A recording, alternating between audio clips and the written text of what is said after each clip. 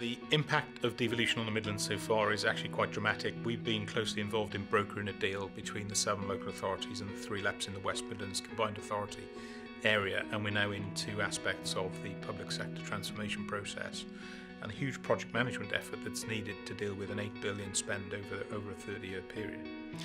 Secondly, it's worth noting that the Midlands area overall, of course, includes the East Midlands and South Midlands economies.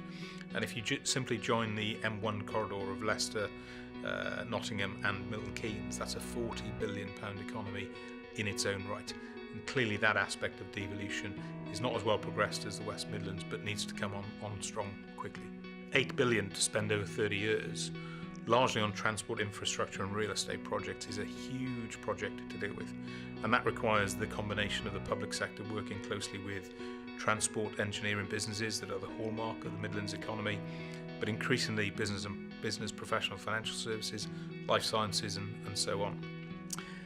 The challenges that go alongside that, well, the challenge is also how do you spend 8 billion and marshal that project overall? But ultimately, I think there are a couple of other challenges that we need to identify. Firstly, how does Birmingham become a destination? It hasn't always been a destination of choice, neither is the Midlands. We hear a lot more about the Northern Powerhouse. And secondly, there is a threat with the great connectivity that we have a Zone 4 London phenomenon that takes place as well. So those are 2 of the particular challenges I would identify.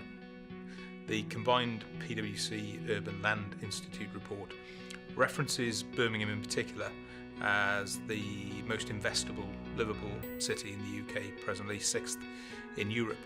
And I think there's a real buzz actually about the place. Not only because some of the examples I've just given, but it does feel like we're on the cusp of a really interesting decade in the Midlands, and that will bring with it lots of change, and we're seeing that already manifested itself in demand for property, housing, schools, great universities with many tens of thousands of students in each of the major cities across the region. So a real feel-good factor.